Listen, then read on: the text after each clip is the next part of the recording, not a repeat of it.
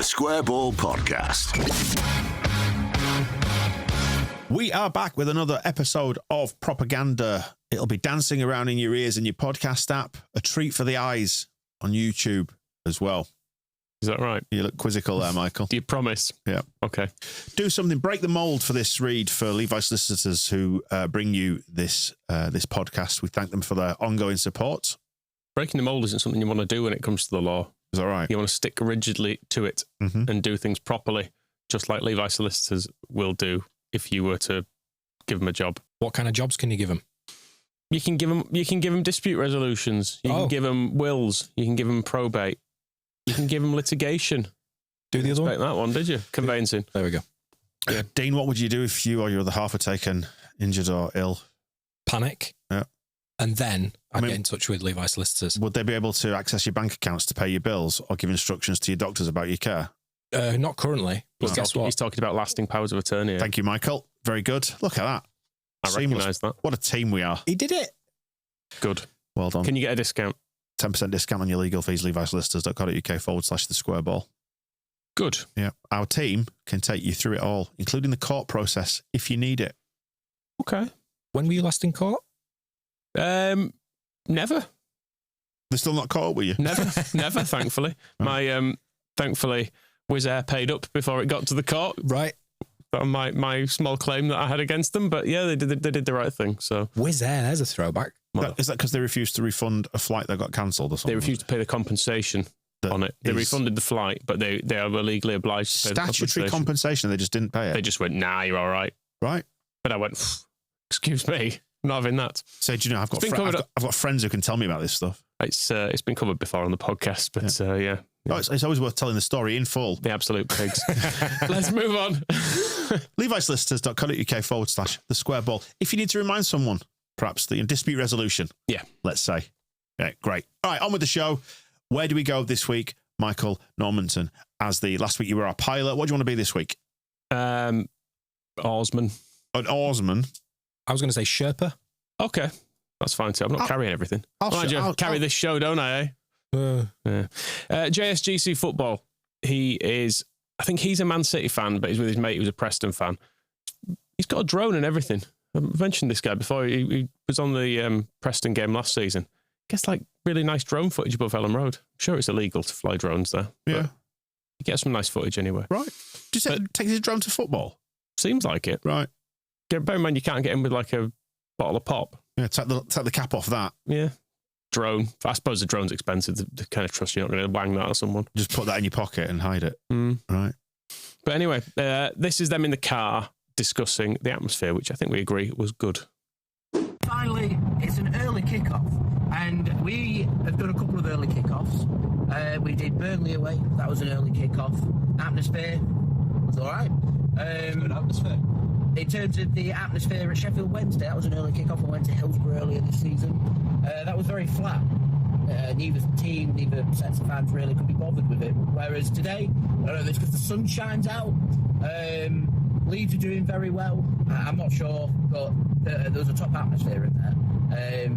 And even for an early kickoff, I thought was tremendous. So I'm struggling here to give it, I think, anything less than a 10 out of 10. It was a really good atmosphere inside Elland Road today, and a really good feel factor. I felt the energy from Leeds United fans coming across on the pitch, even from the away end. So a really good atmosphere generated today. So 10 out of 10, I think. Yeah.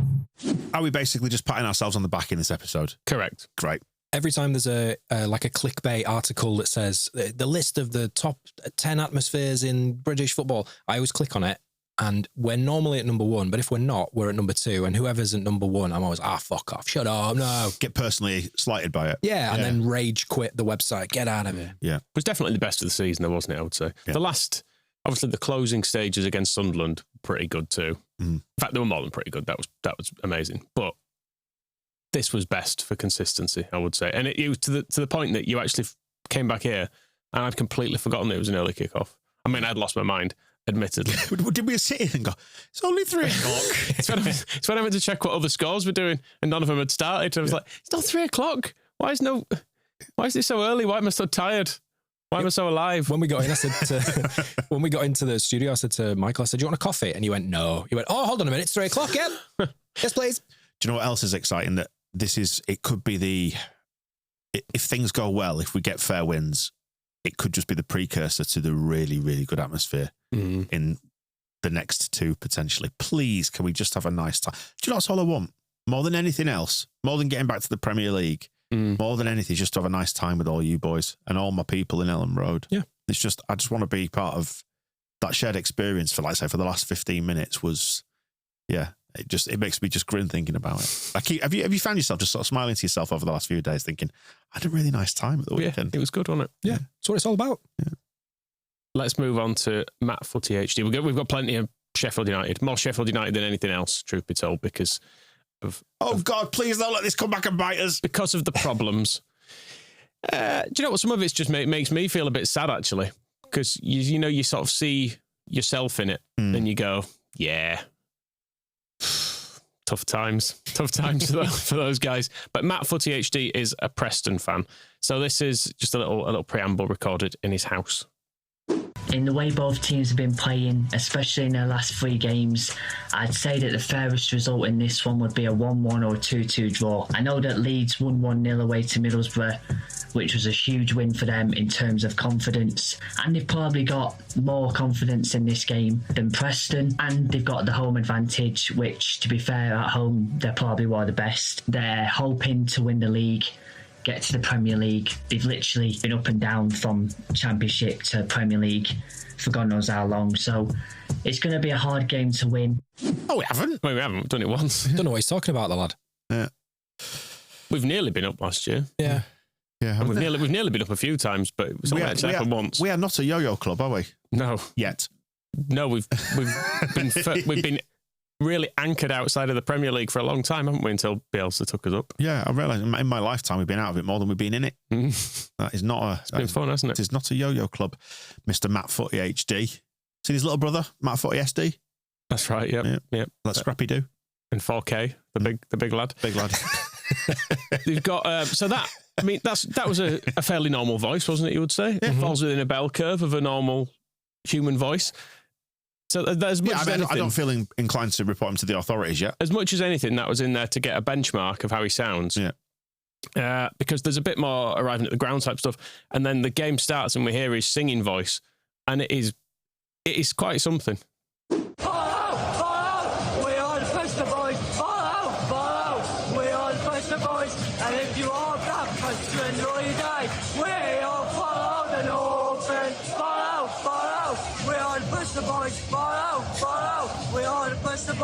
And if you all got friends to enjoy your day, we all follow the Northern. Follow, we all push the boys. Reminds me of a teenager in The Simpsons. Yeah. Yeah, the teenager who goes, It reminds me of coming back from like summer holidays in like year 9 or something when you're about 13 and all of the lads from like around the different classes and stuff would have wildly different voices to 6 weeks before. Yeah. I like this. Yeah, so I was surprised at that. I don't know if it sounds a bit like he's almost crying as well. You know, have you ever been in a moment of high emotion at Elland Road, maybe at the weekend, when you're singing a song and your voice just, because you sort of... that was Play All the Way. Yeah, because it gets to you a little bit. Yeah. But it sounds like that all the time. So we've got a little bit more now, which is some other of his repertoire of songs. Oh, he nails them all. He's got such a good voice. He can do voice of an angel. He can do a bit of everything. The way this video transitions from Leeds falling apart into the goal is exactly the way it was in his video. By the way, I've not changed this, and it's nice.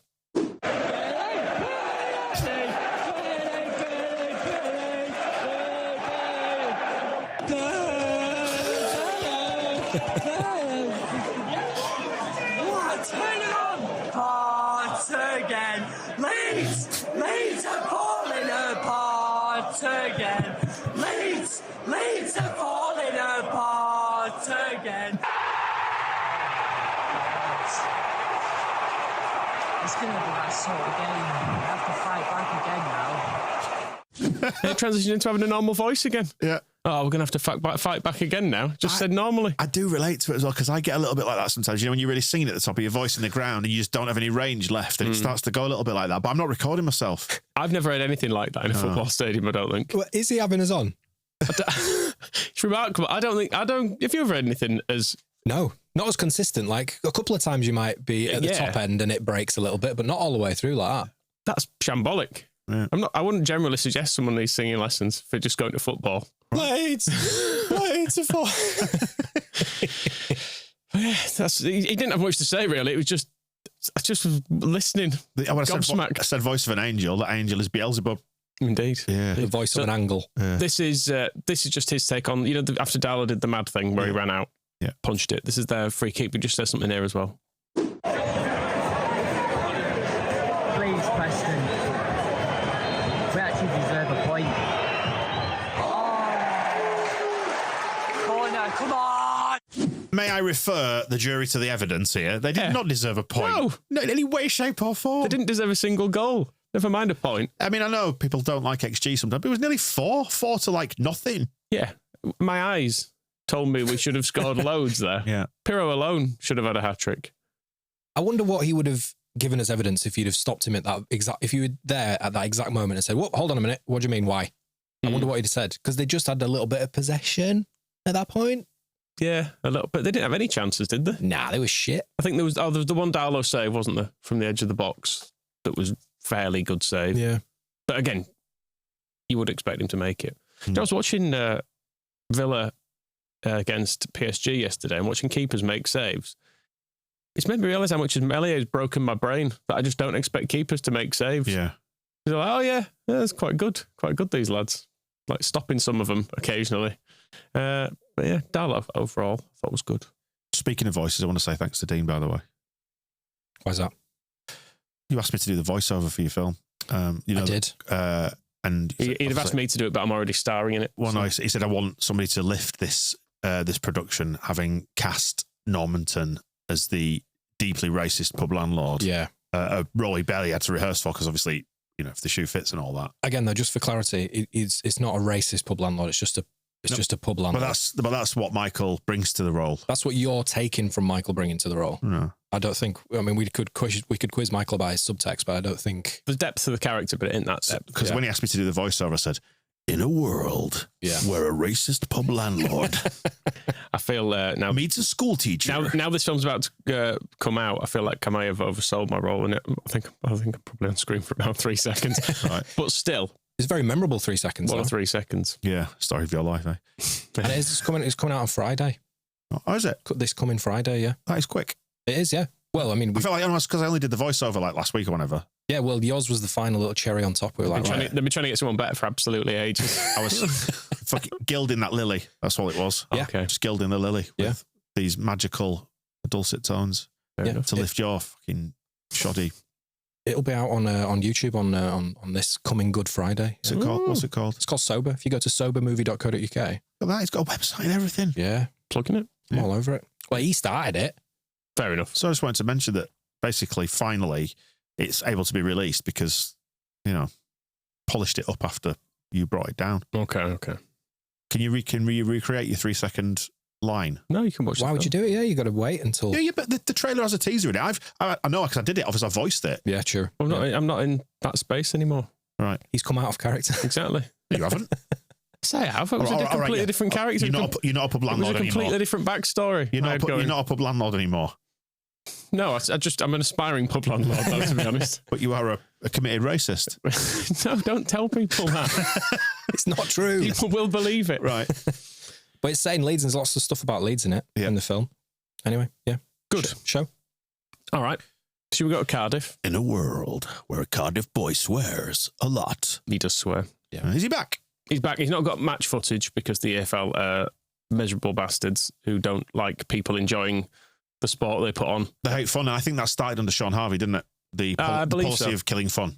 Yes. Yeah. Very much one of his things. I've still not seen the Wrexham documentary because I know he's in it. Yeah. Have you watched it? Yep. Not all of it. Does he spoil it? Yeah. Is it like when OJ Simpson comes on screen in Naked Gun? It's like I quite warm to like Ryan Reynolds. I thought, sort of cheeky chappy persona. I like that. I don't mind it. He's very self-effacing. And then at some point, him and the other one go on about how great Sean Harvey's now. He's transferred. It's like, fuck off, mate. They just blow a load of smoke up his arse and he slithers onto screen. It's a bit weird. I'm going to oversee the development of the new cop. Support, remember? It's pretty good. It's like he's in the room. I'm off back into my nice, expensive kitchen now. I can't actually think what he sounds like. Like that. It just sounds boring, doesn't he? Good at voices, aren't From what I remember. I bet you thought he was in the room. That was then. a slobbery voice. Yeah. Yeah, so he's back anyways, the Cardiff boy. I will say he's not filming the game, but the game was stopped for a bit. I noticed it gone to like 15 minutes of injury time in the first half. 15 for a good 1-5 for a good medical reason. Not on the pitch, in fairness. Right, okay. The game was stopped because one of the subs or one of the players had actually spotted a medical bloody hell emergency in the crowd, so it all got stopped. Players went off. The person, it turns out, is fine. I went to check what had happened. Oh, good. Looking on the forums. Maybe one of the comments said just jealous that he got to leave early, to be fair. Which you can say now he's fine. Yeah. But I will say the Cardiff City boy did a far nicer job of covering this than the BBC did when Christian Eriksen was in bother on the pitch, because he just didn't show it and just said, just explain what was happening and then left it at that. So I thought, good. Yeah. Because he'd probably got some good clicks off that, you know, if you can emergency in caps or whatever at whatever Cardiff's ground's called. Shock's face. Yeah, all that sort of stuff. But no, they didn't do it. Oh, good boy. Unfortunately, they did. It's because we've brought him up well. I think so. Yeah. I think so. They did lose 1-0 to Stoke, and they are likely going down. No, we're going to stay up because they're going to beat Sheffield United, aren't they? Have you seen the rumour, actually? What's that? That they might be bringing... Do we need to stop the recording? That they might be bringing Warnock in. I saw that. What? Yeah. For the last few games. There's talk of them, parachuting Neil Warnock in. Before Good Friday? That was the talk yesterday. Oh, please. Which would be a real treat. Oh, I just said I'm going to go help him. It was a decent source as well, wasn't it? It wasn't... Yeah, it was a journalist who was reporting this. It was a thing, yeah. Whether or not it's just Warnock wants it and he's told a journalist to put a story out in the hope to gather a bit of momentum. Oh, man, that'd be amazing. It might... Oh, God. So Warnock goes in there, Good Friday, in charge of Cardiff to play Sheffield United, and he stops them going up. Yeah. There's your movie. So that... Come on. In a world. So I would like that, in fairness. Yes, please. Because they look really like they're going down, don't they, at the moment? Cardiff, yeah. So, which they don't deserve, because there is some good swearing on this, but I just feel sad for him, really.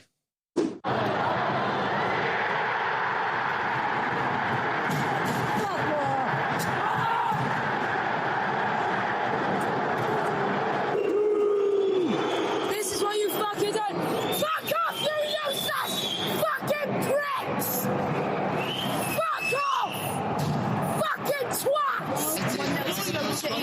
What is going on? What the fuck? I can't handle this. Get out, Reza! Pack your bags, you fucking useless! Get out, Reza! Get out of our club! These players have put me over the fucking edge today. They are fucking shit. I can't anymore. I'm going to Sheffield United on Friday. It's 5 hours here. I can't do this. To watch this utter shit. My club is falling apart. And it's in the hands of some fucking useless owners, a useless manager, and fucking useless players. Get forwards! This is what happens when you fuck a football club up. This is what happens. In our biggest game, you all fuck it up, you useless swats. Oh, man, yeah. Yeah. Brutal, isn't it? We've all been there. Reminding me of the Bates years. Yep, we've all been there. Hopeless. Sad. From that, why don't we hear from a more positive club? Which one? Play the clip. Ruben Amorim has turned this football club round. That's all there is for him this week. It's just the old clip, but I just think it's worth reminding ourselves that they're 14th in the league if you're not keeping an eye on it. Yeah, I've just got another update from them. Ruben Amorim has turned this football club round. Back around. Yeah. So they're going in the wrong direction again. Yeah. He's done it twice. Heading straight into traffic. Yeah. I'm only vaguely aware of how bad they are at the moment, but they lost quite heavily to Newcastle, didn't they? Yeah. They brought in their other keeper, who's also terrible. And As opposed to... Onana. Thank you. I can't remember what the other guy's called. But I had looked back through the results. They've not beaten anyone other than Ipswich or Leicester in the league since January the 26th. Leicester scored, didn't they? They did. That's exciting for them. They did.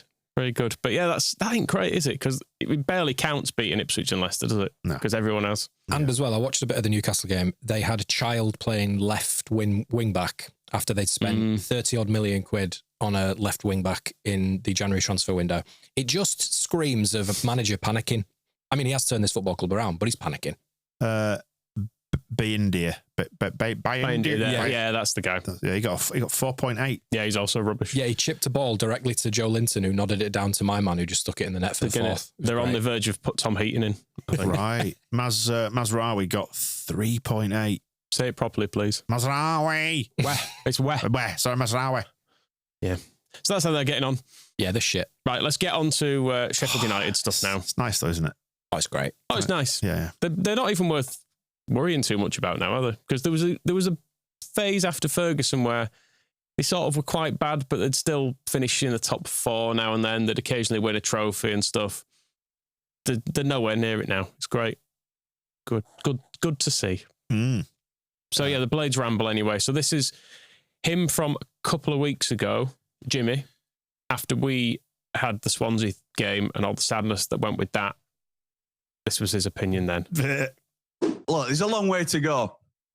And I am fully aware, because it's been like this all season, I'm fully aware that I am clippable and it could turn around on Sheffield United. We might finish third and, end up going into the playoffs and who knows what happens then.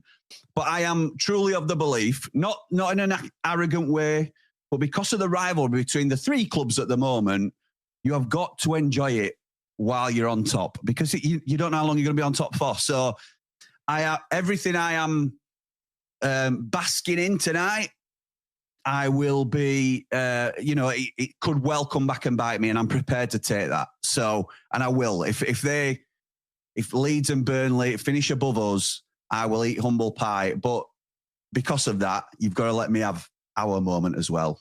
Thing is, he's analysing it correctly. He's not even actually bragging, is he? He's just saying, He's just saying, I feel nice, and I'm going to enjoy feeling nice, and you should. It's the clip we had on the show. Yeah, after Swansea, and it was like, yeah, this is actually the right way to look at it. Absolutely, it is. It's all grand. It's all grand. But he says there that he's going to eat now. He's going to eat humble pie, and he's going to take the bite if somebody wants to bite him. Do you want to bite him? Not yet, because it's not done yet. And okay. I am currently basking in a nice feeling, but I am fully aware, etc., etc., etc. Let's see what Easter brings. Yeah, exactly. But yeah, they so I went into his watch along that he did, and this. God, it's going to feel great. Well, it's sorry, it's very low key, as you'll find. Is this? But they were actually leading, weren't they, at half time? But you'll hear in this clip. This was him sort of reading out the comments and addressing stuff. They were not happy still at half time. Jack says it's wildest team, his tactics. It's been poor again. It can't stay like this. Callum says, I think we have what it takes to beat Plymouth. I hope so, mate. We should have, shouldn't we? Let's be right. Come on. Van Blade says, happy to be ahead, but only scored from an individual moment of brilliance. Still need big improvements in front of goal as a team. Yes, we do. Maury gives it a 4. Chris says, we must play better than that next half, or they'll come back at us. Wilder needs to go at the end of the season, says Fairfield. How have we been blinded by 3 good performances all season? Reason we're third is because we have better players than the majority of teams in the league. Performances don't matter now, says Cooler King. Only results. You're 1-0 up away, and so far it's job done. That's right, mate. That's right. That's right. Just need to win. End of, says Mugger. Ray says, putting this out there, Chris is running out of ideas. We are so predictable lately. We've tried to bore our way to promotion, says Matthew. It still might work, to be fair, but performances really matter. No striker could really succeed in this system. No idea how this formation could succeed if we go up. Andrew says some poor performances again. That Robinson rugby tackle, that man is a liability. It should have been a penalty. The ref has been really poor. We need 3 or 4-0 to take into the Burnley game, not a 1-0 against the worst defence in the league. We play Cardiff between now and then, Paul, but I know what you're saying, Paul. If Gus was fit, then irreplaceable. But we seem to let players get away with putting on a stone or 2 when we shouldn't. Harsh, but maybe fair. Now, I don't know enough about Sheffield United to know what it is that they're doing or not doing, because I've not watched them enough, really. But it's fascinating to hear that people are just not happy with the style of football. Is this just the way that football's going at the minute? Because there were times earlier in this season where people, and particularly last season, when Farke's possession style of football sort of rubbed people up the wrong way, the patient style. And I think it annoyed. They've got the same complaint, and Burnley have had the same complaint. It annoyed people a lot more last year at Leeds, I think. Yeah. The Kamara-Gruev pairing was very sideways. Is it just that I think it was a legitimate complaint then. Is it that we lacked a bit of cutting edge maybe last year because it was limited to Somerville and Georgie? And then maybe now we've spread it a little bit. We kind of understand the system more. Yeah, and the fullbacks attack more as well this season as well. It's a big difference. I think with this, I recognise so much of this from my own thoughts when we had that little blip, you know, about just what could possibly be wrong here. How do you rectify it? But I think it's probably unique to us, Burnley and Sheffield United, because we're looking at as fan groups, we're looking at our squads and going, these are the best squads, so why is it not working? How can we go 3 games in a row and not win? I mean, well, they were at this point, but how can our form fall off a cliff? It just does. You're not going to go through a season with just winning every game. It's not possible. You've just got to make sure it doesn't turn into 3 defeats on the bounce, because that's what costs you. But you'll hear from some other people later on actually talking about the general style and the way that maybe the season has panned out. So I was just going to say, actually, I've looked at the momentum graph for the first half of their game at Plymouth, and it looks to have been, they had all the ball, but it was basically a midfield grind by the looks of it. Yeah, just being held arm's length kind of thing from Plymouth. A good goal. It was. Yeah, it was a good goal. Should we hear the equaliser though? I mean, it's actually difficult to detect when the goal is on this, because I think they're so resigned to it that it just sort of happens almost in the background. Here come Plymouth. Right in order.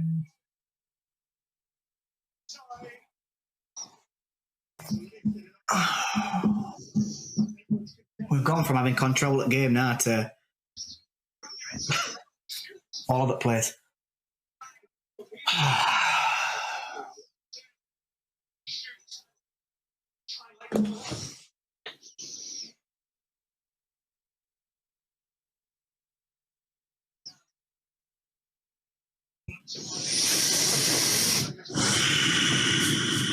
Talking about Leeds falling apart, because we've certainly done it, haven't we?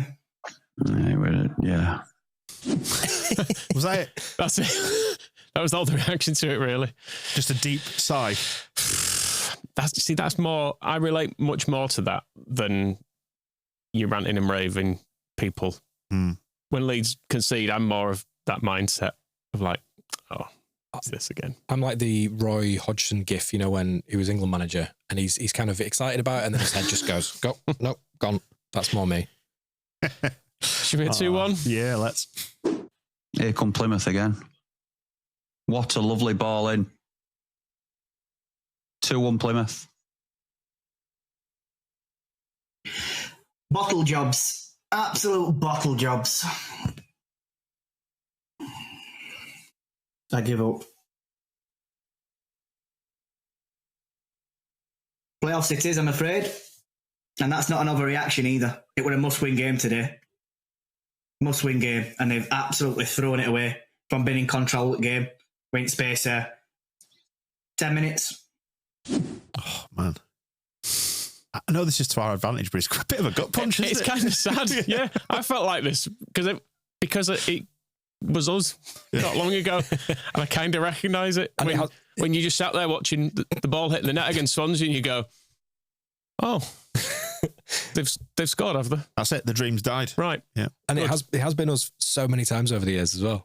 Inside Elland Road, or sat in here, or at home. But what I really liked about that last clip for 2-1 is just imagining the contrast in energy in that room versus Elland Road with the noise going around that they'd scored. Yeah, the same moment. Same moment. Perceived differently. Yeah. Yeah, it was great on it. 35 miles apart. Mad. Well, they were in Plymouth. Yeah, but they weren't. It was a watch along. They were in France. Okay. Is that right? I heard. White line? I don't think that's true, but we'll go with it if you want. Belgium. Okay. Anywhere else? Slovakia. Interesting. Bit more off-piste. But from the same watch long then, this is what I said when someone yesterday about someone putting a fake Leeds score in the comments saying that Preston had equalised, but you can see there's not an awful lot of reaction. Preston have scored 2-2. Standard is, I know this can be a reaction, but I'm past caring. Yeah, me too. I'm just past caring. I really don't care. I don't care what Leeds are doing because we're not doing his own job. Don't matter what they're doing. No, in fact, I'm taking it off. It don't matter, does it? It's just... All right, it's a lie anyway. Fair dues. Can't even get sad about it. There's a real sadness to that. I know. The whole thing, there's a real sad quality to it. There is. We've been there. Yeah. We've been there. Should we wallow in it some more then? Yeah. So that was during the game. There's a show called 90 After 90, which is another like a post-game thing, and then we've got a little clip of the next morning as well. But this is... Is that a 90-minute debrief afterwards? Well, yeah, it kind of is. It ends up sometimes being longer, sometimes being 90 shorter. minutes, though? I think that's the aim for it. Right, bloody hell, because it feels like the match ball's long enough as it is for Well, us. it gets different people on, though. It's kind of a phone-in. Not the same three idiots on here. Correct, yeah. And I think people did point out that we did about an hour's show on the weekend. We just felt like this really quickly. Yeah, and actually, if you did put it down to normal speed, it would have been at least 3 hours. Yeah, exactly. How you doing, pal? I've been better. I've certainly been better. It's awful, isn't it? I mean, I don't even know how do you even dissect that because everyone just disappointed. We're all disappointed, aren't we? You know, 3 games ago, we're top at league. We're a couple of points clear. Everyone's riding wave it and feeling so positive and starting to believe that it's going to be us. We're going to get there, and we've just absolutely capitulated. And we take Mick out of Leeds. You know, the same old Leeds are falling apart again, and it's us. I think we now know how it feels to be a supporter of them because we've done it. We've done exactly the same as what they do, and it's probably just been one step too far for us, hasn't it? It's there's something been missing terribly out of these last 3 performances. I'm glad Dave said that and not us.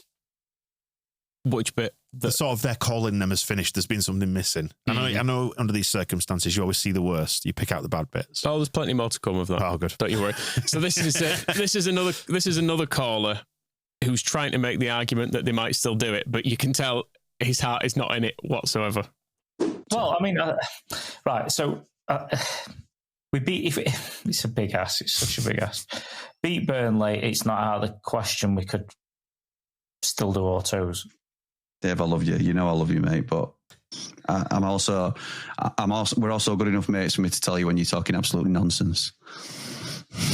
No, they don't. It could still happen. I'm not saying it will happen. It could still happen. We're 5 points behind them both, with an inferior goal difference. I know we are. So they have to lose twice in 4 games. Yeah, they do. And we have to win every game. Yeah. Or they need to lose once and draw twice. Yeah. The 2, mate, yeah. Or draw 3 times. Look, I'm not putting spin on it. I'm not putting spin on it. I don't even know what to say. Probably worst call he'll have. I just don't know what to say. Mate, this is what we're all feeling it tonight, though, are we? And it's not a case of. It's just real, innit? That's what we're feeling. We're feeling. Just got the equaliser on again here, and I just don't. They stood about. I know. It's the most half-hearted attempt. I mean, we could have. Thing is, he is right. They only need to catch one of us. No one saw this coming either, did they? No. Let's face it. No. I think I really like these guys. They've got a nice level of self-awareness. There's a lot of balance in what they're talking about. But that was a great example of trying to bargain, wasn't it? Like, yeah. You've got that hesitant breathing that you were doing really well then, Michael. If we, all it would take is and then laughter as well. So saying something out loud. If they only need to lose 2 games. Yes, the breathing thing comes when your brain's intervening with your mouth. Yeah. You're saying these things, mate, but come on. That breath is when your heart and your head are at war. So we'll come back to Jimmy the morning after and his acceptance now. Bargaining is done with. Acceptance. My headspace at the minute is we've no choice but to accept the playoffs. I know some are still saying it's possible that we get automatic. I can't see it. Not only, even if we win the next 4 games, which includes Burnley having 1 defeat, we're far from guaranteed to finish in the automatics. Far from it. We're relying on Burnley to drop points essentially because chances of Leeds dropping 2 games now is very low. And I appreciate it's the Championship. Nobody would have ever said that we would lose these 3 games in a row. But we have. And it's remarkable. But I'll be absolutely astounded if anybody opens the door for us now. We could win all 4, still not do it. And after the last 3 performances, who's to say we're going to get anywhere near 12 points in the next 4 games? So in my head now, I have accepted the playoffs. And how does that look for Sheffield United? Again, at the moment, not great, does it? Because of the form that we're in.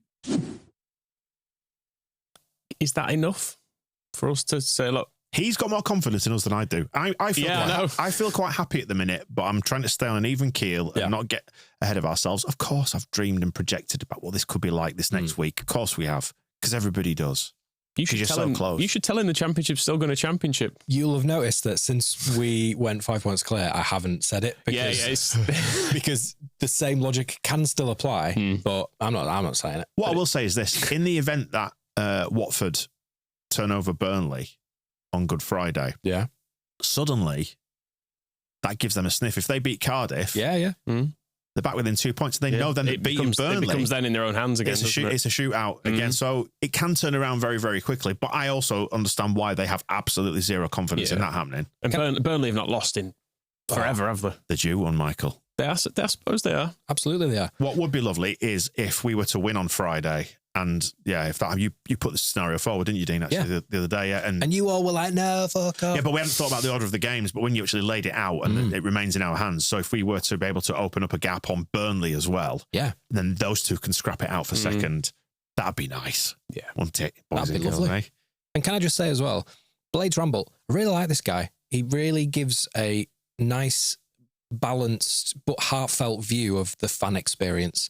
It's not performative like Arsenal Fan TV. He doesn't try and be a journalist. Do you know what I mean? Like he's just, this is how it feels at this moment. Credit to him. Pint test passes it. Yeah, indeed. Mm-hmm. Let's go to Sheffield United way then. We always do our ad reads live, don't we? After on a match ball, well, for everything. Apart from the occasional time where we feel shamed by a West Ham guest and we have to tag it on beforehand. Tony DeRigo doesn't need to see me. It's embarrassing, isn't it? Sometimes doing it in front of Tony. Selling NordVPN. Like being stood next to a urinal at him or something. You get a bit shy, don't you? Yeah. But this guy has got a pre-record for his advert and he's got a new sponsor and the way it's put together here just made me laugh. Ladies and gentlemen, welcome to the Sheffield United way. I've just watched Sheffield United throw the automatic places away. And I've got to do an ad read. I've got to do it. So I'm going to pop up a quick sponsorship. This is a terrible, terrible start to this sponsorship because they are a brand new sponsor of ours and I want to give them all the love in the world. But I'm really, really unhappy with how the game has gone today. So I'll quickly pop it up. I'll give them a quick shout out and then we'll get into this. We're extremely excited to announce as an official sponsor of the Sheffield United Way YouTube channel and podcast. Do it live, mate. Bit jarred. Just ride the wave. I hate this. Even if it's downward. Press play. I've got to say credit to Levi's and Nord as well for just letting us do it in the context of, if we're feeling sad on a show, you've got to feel sad. Do you know what this was? This was the inverse Frank Lampard. The pivot into that was, oh God, that's not even fifth to reverse that. He's struggled with that. Yeah. Hey, do some breaking news. We'll deal with this more thoroughly on the weekly show that we're going to do on Thursday where we preview the Oxford game, but deal agreed for Rasmus Christensen. Oh. Permanent transfer will go through when the summer window opens. Eintracht Frankfurt, package worth up to £7.7 million, reports Mr. Beran Cross. Good. Yep. Sold. Done. Yeah. Sold. That German club there. Yep. No refunds. Thank you very much. Shut the door on your way out. No, you're not having a receipt. Right, next. So this is still Sheffield United way. And I learned a new word in this, and I think we accidentally, I think he's probably had a bad day, but I think we accidentally take a little detour into some slight childhood trauma as well, which is not where I expected to go with this. Cannon, yes, he's not a strong lad and he's not a tall lad, but it doesn't matter. You've got to put yourself about. If the ball's there, just try and win it. Do whatever you can to try and win it. Don't nesh it. My dad always used to say this to me when I played football. Don't nesh the ball. And I hated that word. I hated it with a passion. When he'd say nesh, it just went through me. Because I'd know that if he's using that word of nesh, that means that I've clearly neshed the ball. And that's embarrassing in itself. But hearing him say that, I hated that. And he just neshes it constantly. And fuck off, Dad. Yeah. What the... I'd never heard it. Have you? I've heard of nesh. I'm opening up Urban Dictionary. Hang on a minute. I've never heard it. It's the more common way it seems to be used is like means you're soft, basically, or a scaredy cat. My little sister growing up used to say it about her being able to withstand cold temperatures. That's the official definition of it. Yeah, is unusually susceptible to cold weather. Well, she would say, "I'm not nesh, me. You know, I can go swim in the sea or whatever."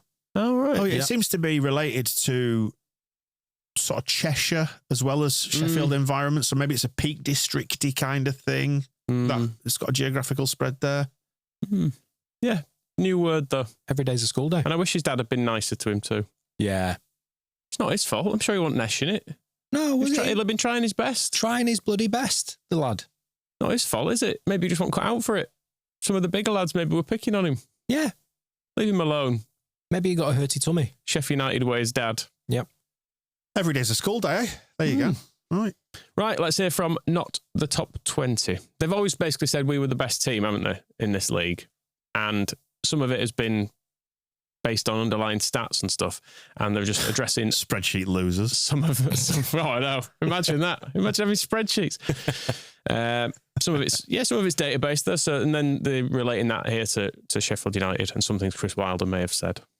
It's an absolute disaster for them, and it means this 3-horse race is now looking like a 2.5-horse race at best. Yeah, it turns out you should probably shove your data into some analysis and work out how you can improve in order to keep winning games. No, I mean, obviously I adore the man, but it is interesting, you know, coming towards the end of the season, stuff like stick your data where you want to stick your data and stuff like we just win. Like the evidence has been there for quite a long time, and normally if there's a statistical anomaly, it ends up reversing itself. It doesn't always happen in a 46-game season because it's probably not long enough for everything to right itself. But it's, you know, it's always felt like Sheffield United have been teetering on the edge of a poor run. I don't like how measured they are. I really like them both, but they're so... It's because they're probably right. But they're able to be measured because they don't have that much skin in the game. Yeah. Right? I mean, you say that. George off not the top 20. Oxford fan. Yeah, that's why he says he loves Chris Wilder, because he was there, wasn't he? Right. But they don't have skin in the game in the top 3 race, is what I mean. No, true. But he's kind of right. He's what everyone has been saying all year, though, isn't it? How many times, even I'm obviously not been watching many Sheffield United games because fuck that, basically. But when you get the scores coming through and you'll be like, oh, you look at half time, it's 0-0, and you'll see the opposition's had like 3 big chances and they missed them all, and then Sheffield United win it 1-0 when it's full time. You kind of look at it and you go, oh, that's a bit harsh. I don't think that's happened for us at all this year. I think basically every game we've won, we've deserved to win. And truthfully, my spreadsheets were just me looking at that same data to take comfort in it, using it as a comfort blanket, thinking, well, surely because the data says that must happen eventually. It will revert to the mean, as the saying was trotted out there. Yeah. So that was not the top 20 who were not Sheffield United fans. But Blades Pod, also not particularly surprised by this run for basically the same reasons. Were we worse against Plymouth in this game than we were at home? I don't remember it brilliantly, but probably, I'd say it was probably about the same. No. Okay, so I think Plymouth played better at Bramall Lane against us than they did at Home Park the other day. We probably played about the same, I guess. Yeah, well, this is what I brought it up for, because people are saying they didn't see this week come in. And no, I didn't expect it to all happen in 1 week, but losing those flip of a coin games where we've not been playing great was always likely to happen throughout a season. I don't think we've bottled it. People seem they bottled it. I think we panicked the last 15 minutes of the last two games. Obviously, they scored the last, as soon as they scored, it were like, oh, God, what we're going to, oh, no, we've conceded again. And I think the last 15 minutes against Millwall, we were all over the place, as we talked about last week. But I don't think there's been this big fall off in performance. This is why I asked you about the Plymouth, performance. I think it's a good sort of gateway into maybe a wider view of it. I think this is just us. People have been saying it doesn't matter how you play as long as you win, and that's correct. But you don't give yourself the best chance of winning by playing poorly and by not being dominant in games. And if you don't sort your performances out, it's either like the results will eventually start going against you and catch up with you. And now we're seeing a team that's lost a bit of confidence and they've lost a bit of spirit. And I think that's just enough for these close games to go the other way because we've played all season on a knife edge. That's really interesting, that, because you can contrast it us, because we have dominated just about every game. Good. Yeah. Because we can continue to do that and they can now just wallow in struggling. We said I think it was the match ball post Preston, we said, or one of us said, who could have seen this coming? And I referred to the fact that on propaganda, we often hear this, where they're saying something's coming down the tracks for us, and lo, it has appeared. But you do second guess yourself, Dean, as you've spoken about a few times, Michael, where when Phil Hay, before he got too big for his boots, still spoke to us and said, you constantly tell yourself that when you're shit, that's the real football club, like showing its head, showing its face.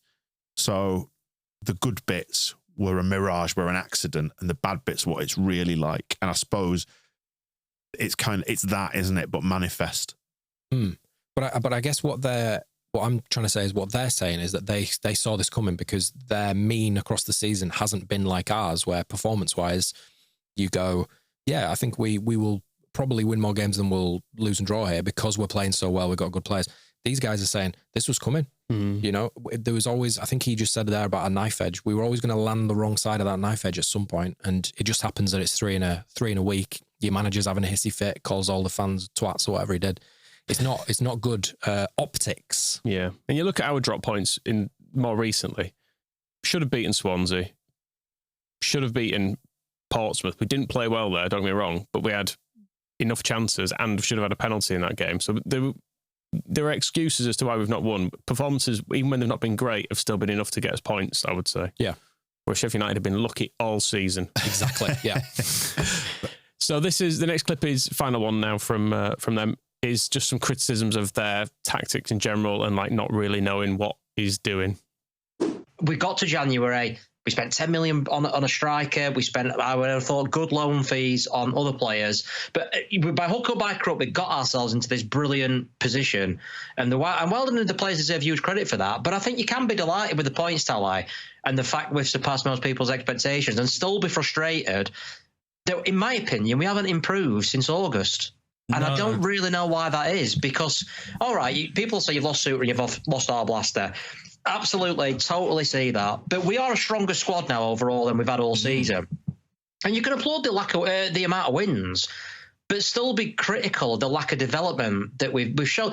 Look, I'm putting this out to people listening who might think we've been a bit harsh or whatever. Could someone tell me what our style of play is in an attacking sense? Good. That's all I really have to say about that. It's really interesting, right? This whole episode has felt this whole episode, because of their reaction to their implosion at the minute, this whole episode has felt like an analytical study of fan mindset and how this was us not that long ago, and now we're on a different track because we are top of the league, we're winning some games. But I think this is really interesting because at various different stages of grief, wherever you get to, there is always something to try and explain away, or there is always an avenue where you can try and apportion blame. I think it's absolutely fascinating, this. Oh, it is, as a study of human. But this is the point of propaganda, isn't it? Yeah. When you think about it, it is. It's just Are you trying to make it into something more than just laughing at people? But we are laughing at people, but we're kind of laughing at ourselves, aren't we? Oh, yeah. Completely, yeah. Yeah, because it just shines a light on how ridiculous we are. Yep. Yeah. Pretty much every clip that we will show on propaganda is just a mirror up to us at various points of the season. Apart from the singing, because we've all got beautiful voices. Beautiful voices. You see, I never thought I had But in comparison to some, turns out I'm Charlotte Church. There's his name. It's because I said voice of an angel earlier in the show. That is why. Yeah, I put it in your head. When you were thinking of singer then, the first name you came up with was because he said voice of an angel. Voice of an angel earlier on in the show. Because I thought Charlotte Church when I said voice of an angel. There you go. You Darren Browned him. Yep. Very good. So I basically, he's just a meat puppet for me. Mind control. Get your hand out on me. Let's finish with some Cornish Jana then. Oh, yes. When you're on a high, is this the and finally bit of the news? Exactly. So he was obviously in the Plymouth end for this one. I'm literally in heaven at this point. Why do you think he's in heaven? Supermarket headquarters. He sounds like he's in a toilet. Sounds like he's in a toilet of a train station. Big train station. Interesting. Not correct. Should we find out where he is? Is he in the nightclub heaven? No. Right. I'm in Blue Reef Aquarium. He's in an aquarium. I love that. He does so much on his match days. Like he's always like, the videos always start and he's like on a cliff top walking around or he's doing something. Just makes a right day of it. Is that Blue Reef Aquarium in Plymouth? I think it's in. Oh, he did say where it was. It's somewhere down that neck of the woods. It's got to be close, hasn't it? Because if he was at the game later on. Is it like Padstow or somewhere? Blue Reef Aquarium. Let's have a look. Maybe he's doing the high performance thing, and he gets up at 5. Maybe so. There's one in Newquay and one in Portsmouth. Yeah, Newquay. That's where he was. I think. Yeah. Right. It was nice. I think it was a nice day, so he got to Newquay. Right. Hang on a second. Newquay is on the coast, yeah. Yeah, correct. Why do you need to go to an aquarium? You got the sea. I know, but have you been in this sea? It's all it's all pumped full of shit. Just wade out there. Or to see the tropical fish off the coast of Britain. What if he's Nesh? He's going to get cold. That's true, yeah. Yeah, fair point. Whatever that means, yeah. You're a scuba man. You know what's out there. It's funny, I was talking about that yesterday. My scuba man activities are diametrically opposed to having had children. Because as soon as those little cash thieves came along, that all stopped. All the fun stuff. There's a reason I've never done it. Yeah. I've seen the prices. Yeah. I'll just open my eyes when I'm in there. See what I can see.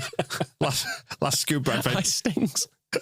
The salt, it burns. The goggles, they do nothing. 2006, last scuba man adventure. First child born 2008. You do the math, as the Americans would say. Yeah. All done. Oh, as the Americans would say, right? Just before we hear more from Cornish Jana, we got a message on SpeakPipe today from Richie in New Jersey, who is anticipating that we were going to hear from Cornish Jana today. So he thought he'd send the name of the Plymouth fan club in America. Can you guess what the Plymouth fan club in America is called? Something about Pilgrims Rock, Janas. Oh, it's got Janas in. It's going to have Janas in it. Yeah.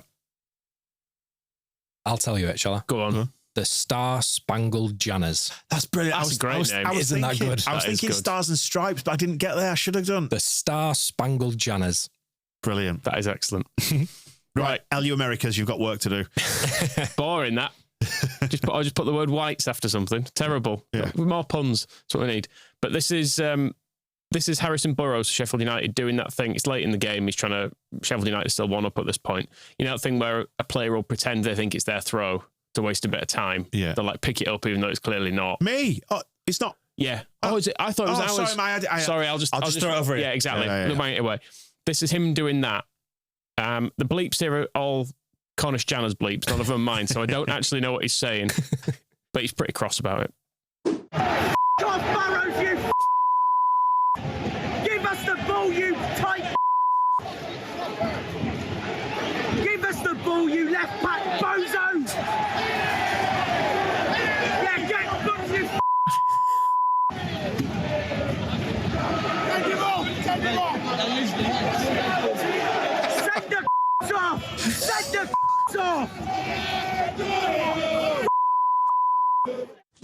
Snarpy, is he? I love the use of bozo. Yeah, left back. It's the only thing that was an insult that managed to stay in, I think. I wish he'd have bleeped bozo. Just, it's got really sensitive about him. Bleeps bozo. Bozo. Does this come from Bozo the Clown? So I was Googling it to try and work it out.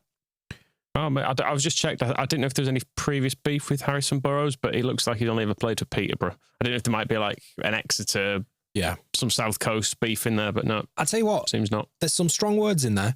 Yeah, because you can sometimes tell when the bleep doesn't quite overlap the F at the start or the T at the end. Yeah, you know what he's talking about there. I like it when he shouts, "Get booked, you." Good. So you do say that at games, don't you? Yeah. It's just how he... Yellow card. Because bozo is such an outdated insult. It's the sort of thing like you would use to essentially mask current strong swears. Yeah. But he's mixing the two up. It feels like he's speaking two different languages at once. Yeah. It's a Roy the Rovers insult, isn't it? Yeah. You're flipping bozo. Yeah. Rather than the other stuff he was saying. He's got some stuff to say about Chris Wilder as well. If you want to finish on this one. I've cut this down because he did go on for over 6 minutes about Chris Wilder at the end, but it's all just good stuff. It's been a fantastic weekend. And you know what makes it even better? And I'm going to call him out for this now. You know what makes it even better? To see how salty, petulant, angry, and how much of an absolute wet wipe Chris Wilder looked before, during, and after the game. Honestly, the man has absolute no respect for Plymouth whatsoever in any circumstance at all. He is the biggest, saltiest, sore loser in the Championship by an absolute mile. It really kicked off at full time.